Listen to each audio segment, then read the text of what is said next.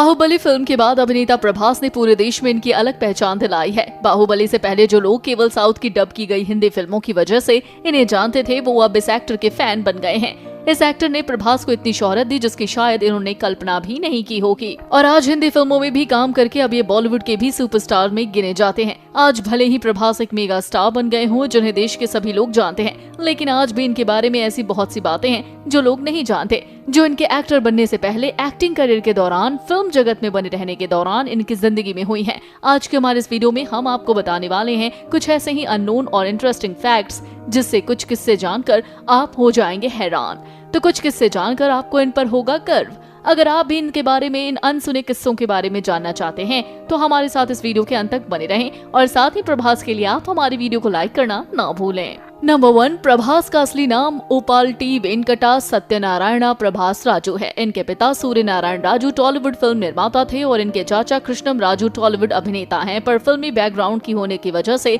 ये एक्टर नहीं बनना चाहते थे, क्योंकि कैमरे के सामने इन्हें बहुत शाई फील होता था। इसलिए ये बचपन से ही बड़े होकर एक बिजनेसमैन बनना चाहते थे और अपना एक होटल खोलना चाहते थे, क्योंकि इन्हें बचपन से ही खाना खाना और बनाने का शौक रहा है, और इनकी फेवरेट डिश बटर चिकन और चिकन बिरयानी है, जिसके लिए अपनी जिंदगी जीना चाहते हैं। नंबर 2, यूं तो ये एक बिजनेसमैन बनने का प्लान बना चुके थे, पर जब एक बार इन्होंने देखा कि इनके चाचा एक फिल्म बना रहे थे जिसमें हीरो का रोल बिल्कुल इनके जैसा था, तब इन्हें लगा कि ये भी एक्टिंग सीख सकते हैं। जिसके बाद इन्होंने एक्टिंग सीखी और साल 2002 में फिल्म ईश्वर से अपने करियर की शुरुआत की थी। पर इन्हें इनकी असली पहचान वर्षम फिल्म से मिली थी, जिसका हिंदी रीमेक टाइगर की बागी के रूप में बनाया गया था। नंबर 3, यूं तो इन्होंने अपने करियर के शुरुआती दिनों में कई फिल्में की, पर उनमें से ज्यादातर फिल्में नहीं चली थी। इसी बीच इनकी एक फिल्म आई थी डार्लिंग, जो सफल साबित हुई थी, और उसके बाद से ही इनके फैंस इन्हें डार्लिंग प्रभास के नाम से बुलाने लगे थे। नंबर 4, बाहुबली फ्रेंचाइजी इनके करियर की बेस्ट फिल्म साबित हुई है, जिसके लिए इन्होंने अपने करियर के 5 साल भी दिए, और इस दौरान बड़ी से बड़ी फिल्म इन्होंने ठुकरा दी थी, क्योंकि इन्हें लग रहा था कि ये फिल्म इनके करियर का टर्निंग पॉइंट साबित होने वाली है, और सच में यही हुआ था। इस फिल्म के बाद न केवल ये पूरे भारत में मशहूर हुए, बल्कि विदेशों में भी इनके चर्चे होने लगे थे।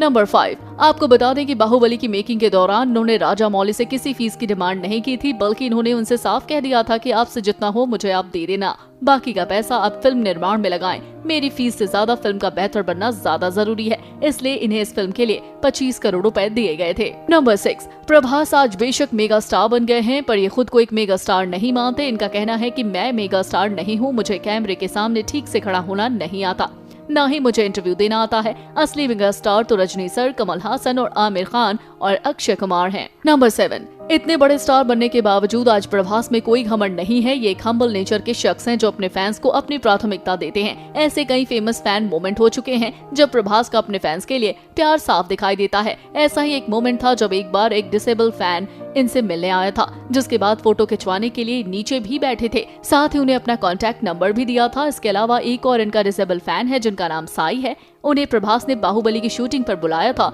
और उनके साथ काफी टाइम स्पेंड किया था।